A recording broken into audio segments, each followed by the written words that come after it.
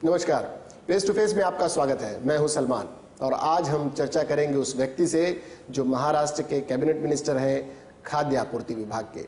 ऐसा विभाग जो सीधे सीधे आम जनता से जुड़ा हुआ है। हम बात करते हैं अनिल देशमुख जी से। अनिल देशमुख जी, आपका बहुत बहुत स्वागत है। देशमुख साहब, जैसा मैंने कहा कि एक आम आदमी का खाद्य आपूर्ति और वो ऐसा विभाग जो सीधे सीधे आम जनता से जुड़ा हुआ है, कैसा सोचते हैं उसे आप? जब एक इतने हाई प्रोफाइल वगैरह विभाग में आप काम कर चुके हैं, शिक्षा, एक्साइज, MSRDC जैसे हाई प्रोफाइल माना जाता है, और ये सीधे सीधे आम जनता, गरीब, राशन कार्ड, अब आम आदमी तो, बड़ा आदमी तो लेता ही नहीं है, वाइट कार्ड वाले तो लेते नहीं है, वो भी आपके दौर में ही शुरू हुआ। तो इस विभाग को आप अपने नज़रिए से कैसा लेते हैं? खाद्य आपूर्ति विभाग ये बहुत ही इम्पोर्टेंट डिपार्टमेंट है, जिसके जरिए से जो हमारा जो गेहूं है, चावल है, केरोसिन है, शक्कर है, इसको आम जनता तक पहुंचाने का काम इस विभाग द्वारा होता है। और आपको बताऊं कि ये पूरे महाराष्ट्र में करीबन 1,10,000 फेयर प्राइस शॉप है, सस्ता जानने की दुकान है। उसके जरिए से पूरा इसका डिस्ट्रीब्यूशन पूरे गांव खेड़ों में लोगों तक पहुंचाने का काम डिपार्टमेंट से होता है करके। ये बहुत ही आम आदमी के लिए बहुत ही अहम ऐसा डिपार्टमेंट है जी। तो उसे आप किस नज़रिए से लेते हैं? क्योंकि देखिए, वाइट कार्ड, सफ़ेद कार्ड, 3 तरह के कार्ड शुरू हो गए। बड़ा आदमी राशन की दुकानों पे पहले भी नहीं जाता था, कार्ड का यूज़ होता था, मिसयूज़ होता था। आपको ये कुछ ऐतिहासिक फैसले उसमें भी आपने लिए, लेकिन आम आदमी जब इसे आप तक पहुंचता है, आपके विभाग की तरफ देखता है, तो उसे लगता है कि सरकार हमारे लिए कुछ कर रही है। तो सरकार सचमुच कुछ करती हुई नजर आती है। इसमें ऐसा है कि हमारी कोशिश ये रहती है कि जो भी गेहूं है, शक्कर है, केरोसिन है, चावल है, ये आम आदमी तक पहुंचना चाहिए। भली सरकार देती है, बम्बई से निकल के डिस्ट्रिक्ट लेवल पे जाता है, डिस्ट्रिक्ट लेवल पे तालुका लेवल पे जाता है, लेकिन तालुका लेवल पे से जब गाँव में जाता है, इंटीरियर के जो गाँव रहते हैं, जो विलेजेस है, वहाँ पे पूरी मात्रा में चावल, गेहूं, शक्कर जाना चाहिए। इसके लिए हमारी कोशिश रहती है। और इसमें आपको पता है कि इसमें जो दुकानदार है, मैं बताया कि 1,10,000 कुल मिला के फेयर प्राइस शॉप है। उसमें से कुछ लोग गड़बड़ी करते हैं कि शक्कर पहुँचने नहीं देंगे, केरोसिन पहुँचने नहीं देंगे या चावल पहुँचने नहीं देंगे। तो इसके ऊपर कैसे इसको ट्रांसपेरेंट तरीके से पूरा ये पब्लिक डिस्ट्रीब्यूशन सिस्टम चलना चाहिए जी, उसके लिए हमने काफ़ी योजनाएं की है, ताकि ये पूरा के पूरा ये आम आदमी तक पूरा माल पहुंचना चाहिए और उसको उसका फायदा मिलना चाहिए। आज भी लोगों को लगता है कि राशनिंग विभाग में ठीक से काम नहीं हो पाता है, कालाबाजारी का, क्योंकि एक तो दुकानदारों की अपनी एक अलग समस्या है, उनको 5 से 7% तक का ही उनको आमदनी होती है, और आम आदमी को लगता है कि भले ही सरकार अनाज रखा हो पर हमें बस उतना ही देगी। एक कमी सरकार के पास है। ऐसे नहीं है कि यहाँ पे अभी BPL जैसे है, BPL की जो लिस्ट है उसको हम करीबन 35 किलो देते हैं। 35 किलो तक की हमने शेष सीमित नहीं रखा, उसको एडिशनल हमने 9 किलो और दिया है, 35 और 9 जी।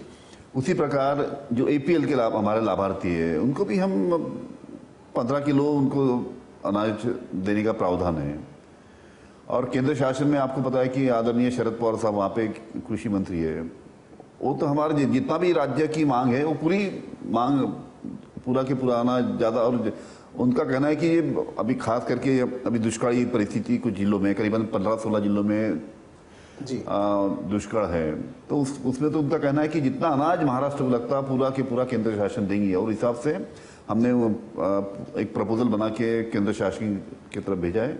उसमें ज़्यादा से ज़्यादा करीबन 3 लाख मैट्रिक टन की हमने ज़्यादा से ज़्यादा डिमांड हमने दी है, ताकि जो 15-16 जो जिले हैं जिसमें दुष्काल है, वहाँ पे हम BPL APL को बड़ी मात्रा में पूरा के पूरा अनाज दे सके। उसके लिए हमने एडिशनल मांग की है, उसको आदरणीय पवार साहब उसको मंजूर करेंगे। ये एक तरह से सूखाग्रस्त जिन इलाकों की बात की जा रही है, वहाँ के लिए उनकी उम्मीदें भी आपके डिपार्टमेंट से ज़्यादा बढ़ जा रही होंगी, क्योंकि अगर दुष्काल है तो अनाज की खपत, जब पैदावार ही कम होगी तो पहुँचेगा कैसे? आपके लिए एक अच्छी बात है कि अगर यहाँ पर आप कृषि मंत्री हैं तो केंद्र में आपके पास यहाँ खाद्य आपूर्ति है, तो कृषि मंत्री वहाँ पर पवार साहब हैं, तो बेहतर तालमेल केंद्र के साथ आपका हो जाता होगा। बिल्कुल बेहतर होता है, यहाँ पे बीच में पवार साहब जब आए थे, उन्होंने सब मेंबर ऑफ पार्लियामेंट की मीटिंग लिया था, वहाँ भी उन्होंने बताया कि राज्य शासन जितना भी अनाज हमको मांग करेंगे जी, उतना हम अनाज महाराष्ट्र को देंगे, क्योंकि यहाँ पे ये जो है 1972 के बाद में इतना बड़ा दुष्काल यहाँ पे है, करीबन 16 डिस्ट्रिक्ट में काफ़ी समस्या है। हम चाहते हैं कि ज़्यादा से ज़्यादा अनाज वहाँ पे दिया जाए और उसके लिए हमारी कोशिश जारी है। तो कहाँ तक मामला पहुँचा है कि वहाँ के लोग भी अगर आपके ज़रिए कुछ जानना चाहें कि उनके हित के लिए कुछ अलग से योजना तैयार की जा रही है? वो हमने एक पूरा प्रस्ताव हमने बनाया है और जल्द से जल्द ये प्रस्ताव भी दिल्ली जाएगा। उसमें करीबन अंदाज जो हमने टेंटेटिव बनाया है, करीबन 3 लाख मैट्रिक टन की हमने उसमें एडिशनल मांग की है केंद्र शासन को, और पूरा प्रस्ताव सीएम साहब के जरिए से दिल्ली जाएगा और उसके बाद में वहाँ से उसको मंजूरी मिलेगी। केंद्र की तरफ से आपको पूरा सहयोग इस मामले में पूरा सहयोग है। अब जाकर अनिल देशमुख जी को अगर याद किया जाए, पुराने अनिल देशमुख को, तो शिक्षा राज्य मंत्री के दौर पे बस्तों को लेकर आपने वजन करा लिया, बच्चों के बस्तों को लेकर आप ट्यूशन के मामले को लेकर, एक्साइज में आपके धांसू, एक आक्रामक, आपकी छवि भले शालीन रही हो लेकिन आप में आक्रामकता रही। कैसा है, जो भी डिपार्टमेंट मुझे, मेरे पास एजुकेशन था, एक्साइज था, एमएसआरडीसी, ये सभी डिपार्टमेंट में, अभी का डिपार्टमेंट, जो भी, ये सभी डिपार्टमेंट में आज कैसे किस प्रकार से अच्छा काम कर सकते हैं, वो हमेशा मेरी कोशिश रही है शुरू से। 1995 से जी हमेशा नया कुछ भी करके बताने का मैंने हमेशा प्रयास किया है। उसके कारण आपने जो ट्यूशन क्लास की बात हो या बाद में गुटखा बंद हमने उस जमाने में किया था, उस जमाने में आपने किया जब अब जाकर लोग जागे। हाँ, गुटखा हमने उस जमाने में बंद किया था। उसके बाद में फिर उसके जो मैन्युफैक्चर है वो फिर हाई कोर्ट, सुप्रीम कोर्ट तक गए और 10 उन्होंने वहाँ पे जाके उन्होंने अपने फेवर में डिसीजन उनका सुप्रीम कोर्ट का हुआ था। लेकिन अच्छी बात है कि फिर से अभी हाल ही में 6-8 महीने पहले फिर से गवर्नमेंट ऑफ महाराष्ट्र ने उसके ऊपर गुटखे के ऊपर पाबंदी लाई है जी। और उसी प्रकार जो डिपार्टमेंट जो जिम्मेवारी मिलती गई उसमें अच्छा काम करने का हमेशा हमारा प्रयास रहा है। आपके दौर में एमएसआरडीसी वर्ली सीलिंग वाला प्रोजेक्ट काफी, जी हाँ, एमएसआरडीसी का जब मैं चर्चा में रात देर भी हुई, उस पर कभी उंगलियां भी उठी और तो एक लैंडमार्क प्रोजेक्ट जिसको कहा जा सकता है,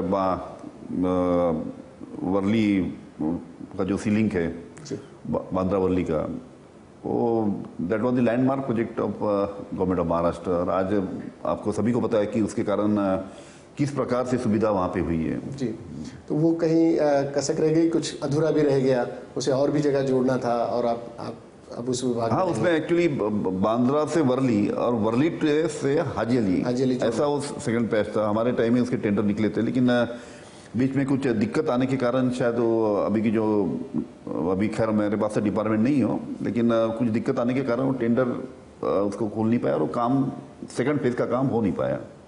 तो जैसे उसे आपने बताया कि एक ऐतिहासिक था, ऐतिहासिक आपका वो निर्णय भी था गुटखा पाबंदी वाला, जो अब जाकर फिर से महाराष्ट्र सरकार को करना पड़ा, बीच में चला। ऐसे ऐतिहासिक निर्णय कुछ खाद्य आपूर्ति विभाग अपनी नागरिक आपूर्ति में कुछ इस तरह के कर पाए? खाद्य आपूर्ति विभाग में मैंने बताया कि ये पूरी सिस्टम जो है हमारी पब्लिक डिस्ट्रीब्यूशन सिस्टम, उसको किस प्रकार से इसको कॉम्प्रोमाइज बनाना, क्योंकि इसमें जो जैसा मैंने बताया कि कुछ गड़बड़ी या कुछ लोग करते हैं, तो इसको ट्रांसपेरेंट बनाने के लिए पूरी पब्लिक डिस्ट्रीब्यूशन सिस्टम को हम कॉम्प्रोमाइज कर रहे हैं जी। और उसका करीबन 85% काम हमारा हो चुका है जी। और ये जब पूरी सिस्टम हम ट्रांसपेरेंट कर देंगे और कंप्यूटराइज कर देंगे तो उसके बार कोडेड कार्ड, आज जो रेशन कार्ड जो आते हैं उसकी जगह बार कोडेड रेशन कार्ड हम देंगे जी। और ये कंप्यूटराइज पूरी सिस्टम होने के बाद में पूरा सिस्टम इसमें ट्रांसपेरेंसी आएंगी। इसमें फिर बहुत कम गुंजाइश रहेंगी कि कहाँ पे हेराफेरी हो, कोई उसमें गलत आदमी जो अनाज उठाता है एक दूसरे के नाम से करके पूरी सिस्टम किस प्रकार से ट्रांसपेरेंट की जाए, उसके लिए हमारी कोशिश जारी है और जल्द से जल्द ये काम पूरा करने का हमारा प्रयास है। ये फर्जी राशन कार्ड का जो मामला आता है, इस पर भी कंट्रोल, उसमें भी फर्जी राशन कार्ड में भी उसमें पाबंदी आएंगी उसके कारण, इसके जरिए कहीं कहीं राशन कार्ड को लेकर उस पर एक तो चीज़ लिख दी जाती है, उसे मनसे ने भी बड़ा उछाला था कि भाई ये है ही नहीं, सबूत के तौर पर इसे माना ही नहीं जाए कहीं। और फिर अक्सर सरकारी विभागों में ही राशन कार्ड को प्रूफ के तौर पर मांगा हाँ जाता खैर होता है एक्चुअली कानूनन उसमें ये प्रावधान है कि तुम्हारे राशन कार्ड को कोई आइडेंटिटी का इसकी वजह से आइडेंटिटी के लिए इसको पेश नहीं किया जाए, लेकिन हमेशा जब भी दिक्कत आती है तो यहाँ राशन कार्ड को ही वहाँ पे पेश किया जाता है और वहाँ पे मांग होती है। ये एक चूंकि शायद हमें ऐसा लगता है कि राशन विभाग लोगों की दिनचर्या से जुड़ा हुआ विभाग था और सरकारी विभाग है, बिल्कुल, तो उसमें ट्रांसपेरेंसी होगी और बेहतर लोगों को जो जरूरतमंद है सचमुच उनको मिला होगा, नेशनलिटी से जुड़ा हुआ माना जाता था। जिसको जरूरत है उसको अनाज जाना चाहिए। और एक हमने स्कीम जैसे मैंने बताया कि कंप्यूटराइजेशन काम ने निकाला, पूरी सिस्टम हम कंप्यूटराइज कर रहे हैं, उसकी उसमें काफ़ी हद तक उसमें ये सब जो कालाबाजारी है, जो बोगस कार्ड है, उसमें पाबंदी आएंगी। नंबर 2, हमने एक धान्य हमी योजना करके एक योजना चालू की है। उसके तहत ये योजना के तहत हम 3 महीने का अनाज वो गांव में लेके जाएंगे। गांव में चौराहे के ऊपर सब लोगों के सामने उसका बंटवारा करेंगे। तो इसमें क्या होता है कि ये योजना हमने जब चालू की 1.5 साल पहले, तो उसमें बहुत कम गांव थे। आज करीबन महाराष्ट्र में 12,000 गांव में ये योजना चालू है, जिसके तहत 3 महीने का अनाज हम गांव में लेके जाएंगे, उसको चौक पे सबके सामने उसका 50-50 किलो के बैग में उसका बंटवारा करेंगे, ताकि सही जो लाभार्थी है उसके घर तक ये पहुंच सके। और इसकी योजना की काफ़ी डिस्ट्रिक्ट में बड़े जोरों शोरों में योजना चालू है। जैसे लोगों को मालूम पड़ता कि ये नई योजना है, वो भी बोलते हैं कि हमारे गांव में चालू करो। तब फेज वाइज हम इसको चालू करें। आज की तारीख में करीबन 12,000 गांव में ये योजना चालू है, जिसके तहत 100% अनाज गेहूं हो चावल उसके घर में जाता है। ये ग्रामीण इलाकों तक की योजना ढंग से पहुंच चुकी है, ग्रामीण लोगों तक ये पहुंच रही, क्योंकि शहरों में तो लोगों के पास में ऑप्शंस भी हैं। शहरों में ऑप्शन है, ये खास करके ग्रामीण में इसको बड़ा रिस्पांस मिल रहा है। तो आप इसे और धीरे धीरे फेज वाइज हम पूरे गांव जितने महाराष्ट्र में फेज वाइज हम कवर करें। हम जहाँ भी जाते हैं इसका रिव्यू लेते हैं, कलेक्टर को पूछते भाई आपके डिस्ट्रिक्ट में धान्य हमी योजना कितने गांव में आप चालू किए हैं। तो इसको कुछ कहाँ पे सब जगह डिस्ट्रिक्ट में नहीं होता है, तो उसको बोलते भाई इसको पहले आप प्रायोरिटी दीजिए और ज़्यादा से ज़्यादा गांव में इसको इम्प्लीमेंट कीजिए। तो ये 95 से लेकर अब तक में अनिल देशमुख जी में जो मेरा सवाल था थोड़ा सा चेंज आया, परिपक्व हो गए और तो लोगों तक बात जाए, परिपक्वता भी आई है। परिपक्वता पहले भी थी हाँ, पर उसमें एक मैंने कहा कि जैसा विभाग जैसा डिपार्टमेंट रहता है वो हिसाब से काम करना पड़ता है। तो ये डिपार्टमेंट में ज़्यादा रूटीन जो है वो रूटीन काम ज़्यादा चलता है इसमें। ये एक ऐसा विभाग ही है कि लोगों से जुड़ा हुआ। विदर्भ को लेकर भी विदर्भ की क्या स्थिति है अब? अगर आपकी पार्टी के लिहाज से देखा जाए, सरकार के लिहाज से देखा जाए, अक्सर वहाँ पर अलग विदर्भ की मांगें उठती हैं, उस विषय को लेकर भी अक्सर चर्चा होती है। अलग विदर्भ की मांग हमेशा बीच बीच में आती रहती है, लेकिन हम भी उसकी मांग करते थे, लेकिन थोड़ा ध्यान में हमारे है कि जिस हिसाब से लोगों का सपोर्ट उसको होना चाहिए जी, उतना सपोर्ट उसमें दिख नहीं रहा। कुछ डिस्ट्रिक्ट में उसके बारे में काफ़ी नाराजगी है कि भाई अलग विदर्भ नहीं होना चाहिए। कुछ डिस्ट्रिक्ट में लोग चाहते कि विदर्भ होना चाहिए, लेकिन ओवरऑल जितना रिस्पांस मिलना चाहिए लोगों से उतना रिस्पांस अलग विदर्भ के बारे में नहीं मिल रहा है। तब तक साथ रहने में ही भलाई है। और दूसरी कैसी बात है, इसमें एक चीज़ और जुड़ी हुई है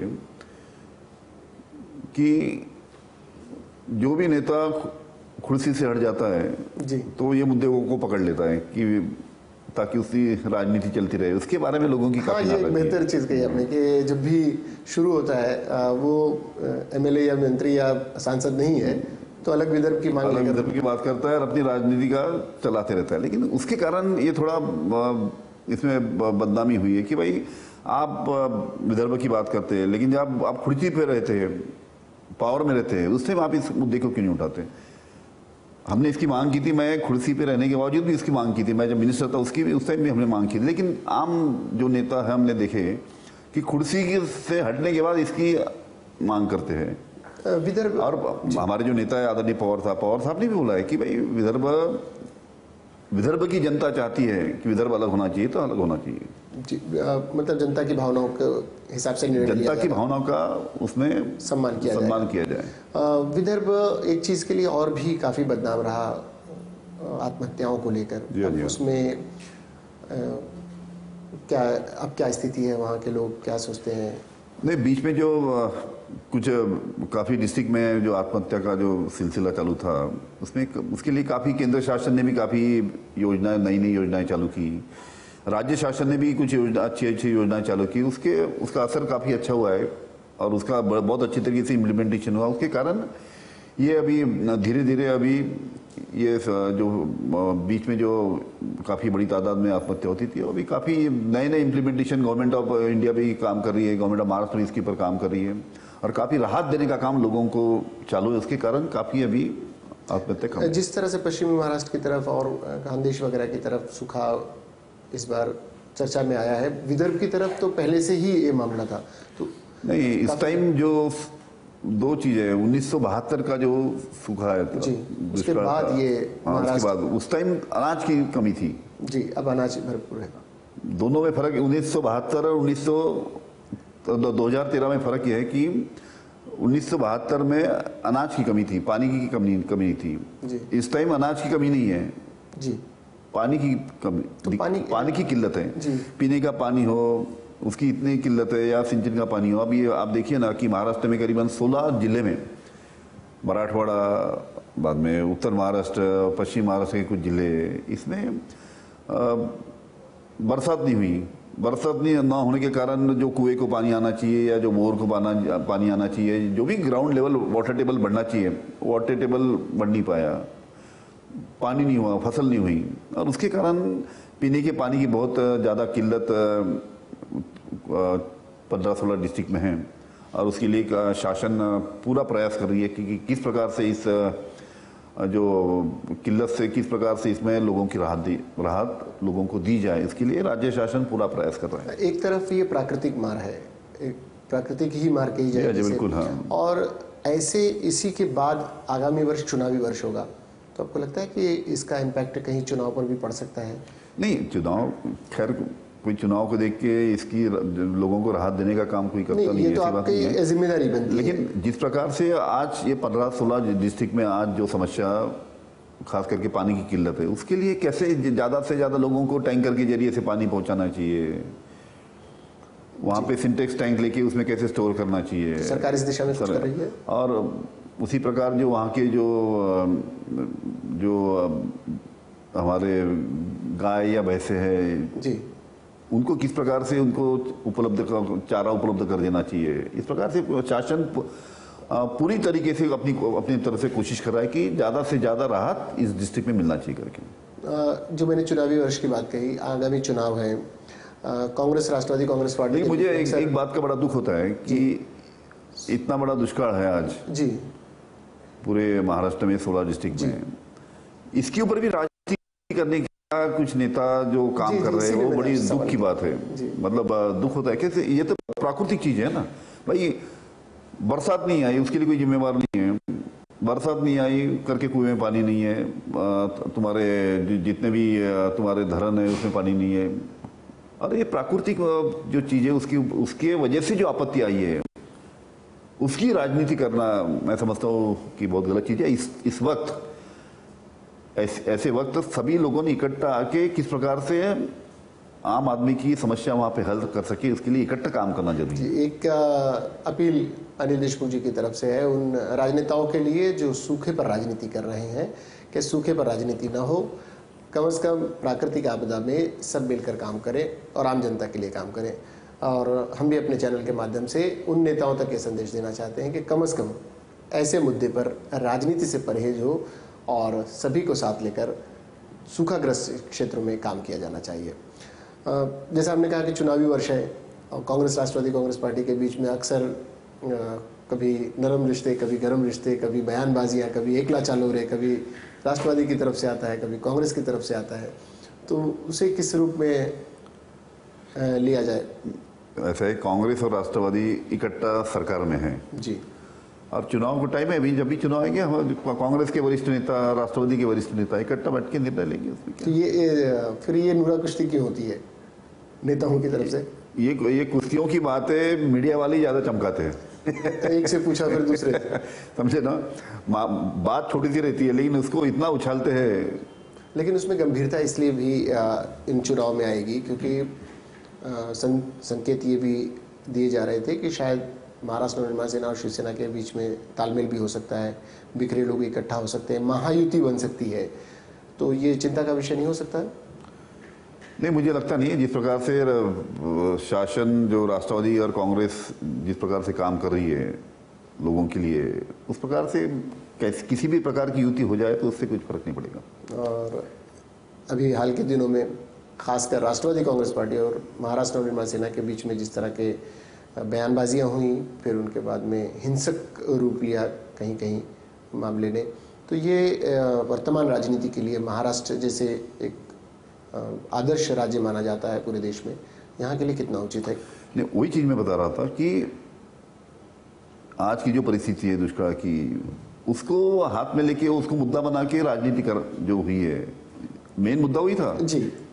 आपने देखा होगा पूरा नेताओं के भाषण कि मेन मुद्दा वही था कि भाई ये सूखा पड़ा हुआ है, पानी नहीं है, इसके लिए सरकार जवाबदार है। अरे ठीक है भाई, सरकार ठीक है, सरकार जवाबदार कौन सी इसमें हो सकती है कि पानी बहुत अच्छी तरीके से बरसात हुई है, सब है, पर इसमें कैसा है कि बरसात न होने के कारण डैम में पानी नहीं है, जो हिसाब से पीने का पानी मिलना चाहिए उस हिसाब से पानी नहीं मिल पा रहा क्योंकि कुएं में पानी नहीं है, कहाँ पे बोर करते हैं तो बोर में पानी नहीं है।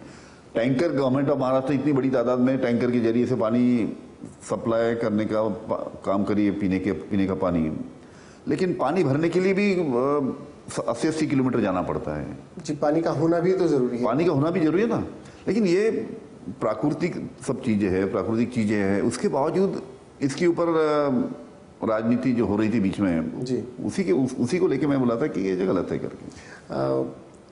आप पिछले कार्यकाल में भी रहे, उससे पहले के कार्यकाल में जब कांग्रेस और राष्ट्रवादी कांग्रेस नहीं थी, जब सब एक थे, आप युति सरकार में भी रहे, फर्क क्या महसूस किया आपने विदर्भ को लेकर, मंत्रालय को लेकर और पूरे कामकाज को लेकर? ऐसे नहीं है, विदर्भों को लेकर भी अभी जो शासन कांग्रेस और राष्ट्रवादी की है वो हमेशा चलती है कि ओवरऑल डेवलपमेंट महाराष्ट्र का हो, वो मराठवाड़ा हो, विदर्भ हो या पश्चिम महाराष्ट्र हो, कोशिश यही रहती है कि हर विभाग का डेवलपमेंट होना चाहिए, कोकण का डेवलपमेंट होना चाहिए, उत्तर महाराष्ट्र का होना चाहिए, विदर्भ का होना चाहिए। लेकिन उसमें कुछ विरोधक उसमें निशाना बनाते हैं कि भाई फलाने विभाग का डेवलपमेंट नहीं हो रहा। शासन करके पूरे विभाग का डेवलपमेंट, ओवरऑल डेवलपमेंट होना चाहिए, ये शासन की प्राथमिकता है और उसके हिसाब से काम कर रही है। जब भी देखा गया है अनिल देशमुख जी को एक रूप में पाया गया, थोड़ा राजनीति सेट करके फिट एंड हमेशा अपने आप को फिट बनाए रखते हैं, तो वो कितना काम आता है अपने आप को फिट बनाकर सरकार में शामिल रहने में, लोगों के बीच जाने में, अपनी उस छवि को कितना आनंद लेते हैं आप? ऐसा नहीं, हम तो इतने हमारे काम में इतना ये रहते कि उसमें तो थोड़ा सा वक्त अपने लिए, खुद के लिए, सेहत के लिए निकालना पड़ता है, वो थोड़ा निकालने की कोशिश करते हैं। तो ये चीज़ें अपने जो आपकी युवा टीम है, बिजी तो सभी रहता है लेकिन उसमें से भी थोड़ा सा अपने लिए भी निकालना, तो अब वरिष्ठता भी आ गई, जैसे आपने कहा परिपक्व पहले भी थे, अब कुछ ज़्यादा परिपक्व क्योंकि 1995 से और ये आ गया 2013 आ गया, 2014 में अगले चुनाव होंगे, इतने सालों के बाद लगता है कि महाराष्ट्र के बाहर अब दिल्ली उल्ली की भी राजनीति की जाए या फिर महाराष्ट्र? ऐसी कोई बात नहीं, जब भी पार्टी का जो भी हमको आदेश आएंगे वो हिसाब से काम करेंगे। ये राष्ट्रवादी कांग्रेस पार्टी में जिम्मेदारियां जब दी जाती हैं आज के दौर में, अलग अलग, इसे अलग धारा नहीं, एक ही परिवार है, राष्ट्रवादी कांग्रेस पार्टी एक परिवार है, इसी में अजीत दादा भी हैं, इसी में सुप्रिया सुले भी हैं, इसी में शरद पवार साहब भी हैं, इसी में आप लोग भी हैं। तो ये जो ग्रुपिज्म का आरोप लगता है, तो नेताओं को कैसा, आप लोग किस तरह से लेते हैं जब ये होता है कि अजीत पवार ग्रुप है, सुप्रिया सुले को लाया जा रहा है, फिर अजीत पवार को साइडलाइन की जा रही है, या फिर अजीत पवार लाइमलाइट में है, सुप्रिया सुले को साइडलाइन किया जा रहा है? ये बाकी पार्टियों के बारे में आपका कहना ठीक है, बाकी पार्टियों के बारे में, लेकिन राष्ट्रवादी पार्टी के बारे में मैं आपको बताऊं, हमारे पार्टी के नेता एक ही है, शरद पवार साहब, और उनके नेतृत्व में अजीत दादा पवार हो, सुप्रिया सुले हो, हमारे प्रफुल्ल पटेल साहब हमारे हो, सभी लोग जी उनके नेतृत्व में काम करते हैं। और ये रही ग्रुपिज्म की, जैसा कि आपने बताया कि अजीत पवार का अलग ग्रुप, इनका अलग ग्रुप, ये सब मीडिया की उछाली हुई बातें हैं जी। अंत में सब मीडिया का ये होता है। हमारे पार्टी में, बाकी पार्टी में भले ही ग्रुपिज्म हो, लेकिन राष्ट्रवादी पार्टी में ऐसा कोई ग्रुपिज्म नहीं है। मुझे समझता नहीं कि मीडिया वाले हमेशा इसको अक्सर उछालते रहते हैं, लेकिन ऐसा हमारे राष्ट्रवादी पार्टी में कोई ग्रुपिज्म नहीं है। जो आदरणीय पवार साहब आदेश देंगे उस हिसाब से हमारी पार्टी चलती है। समझ लीजिए चलते चलते महाराष्ट्र के लोगों के बीच में एक इतने सारे विभागों का अनुभव लेते हुए एक राजनेता के रूप में, एक आम नागरिक के रूप में, एक सजग नागरिक हैं आप, इतने सारे दिमाग आपने विभाग देखे हैं, एक नागरिक के रूप में महाराष्ट्र की जनता से आप कुछ कहना चाहें आप इतने सारे नागरिक जी, तो क्या क्या उम्मीद रखते हैं महाराष्ट्र की जनता से, क्या चाहते हैं?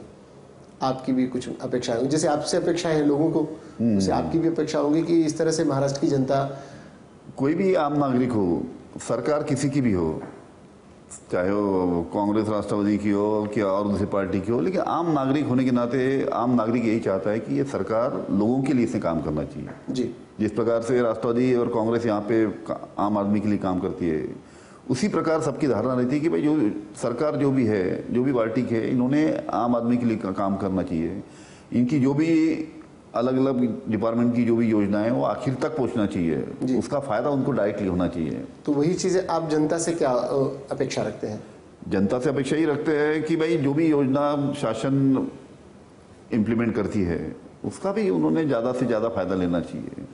और लेती है, जब ये नई नई योजना जब जनता तो लोगों तक जाती है तो लोग उसको हमेशा ज़्यादा से ज़्यादा फायदा लेने की कोशिश करते हैं। लेकिन इसमें अपोजिशन वाले कुछ तो भी नुकसान निकाल के उसको फिर से ऐसा है वैसा है अपनी राजनीति करने का जो काम करते हैं, इसको भी आम आदमी ने समझना चाहिए कि सरकार इतना अच्छा काम कर रही है, उसमें भी गलती निकालने का काम, गलती निकाल सकते हैं, लेकिन गलत चीज़ें लोगों तक पहुंचाने का काम जो कुछ पार्टी के द्वारा होता है वो गलत चीज़ है और उसको आम आदमी ने समझना चाहिए। यानी जनता जागरूक रहे, जागरूक रहना चाहिए, जागरूक जनता। मतलब किसी ने एक आधे पार्टी ने या वो एक आधे पार्टी के नेता ने इल्ज़ाम लगाया कि फलाने नेता ने ऐसा किया, आम आदमी को समझना चाहिए कि इल्ज़ाम में कितना दम है। जी, मतलब जनता बस जागरूक रहे करके जनता ने भले एक आधे के ऊपर इल्ज़ाम लगाओ, एक कोई पार्टी के ऊपर इल्ज़ाम लगा हो, लेकिन जनता जागरूक रहना चाहिए कि इसके पीछे क्या राजनीति हो सकती है। जी, उतना जागरूक रहे तो लोगों को मालूम पड़ता है कि ये राजनीति के कारण सब आरोप लग रहे हैं, असल में क्या काम होता क्या नहीं होता जनता जानती है। आज महाराष्ट्र में राष्ट्रवादी कांग्रेस के जरिए से ज़्यादा से ज़्यादा अच्छे काम हो, अच्छी योजना लोगों तक पहुंचाने का काम हम कर रहे हैं। जी, चलिए अनिल देशमुख जी, आप आए, अपने चर्चा में हिस्सा लिया, धन्यवाद, बहुत बहुत धन्यवाद आपका। ये थे अनिल देशमुख जी, अपनी बातें रखते हुए, कुछ खुलकर, कुछ दिल की बातें, कुछ उनके विभाग की बातें। अगले कार्यक्रम में फिर किसी अतिथि से हमारी मुलाकात होगी फेस टू फेस में, तब तक फेस टू फेस की पूरी टीम को दीजिए इजाज़त, लेकिन देखते रहिए हमारे साथ फेस टू फेस।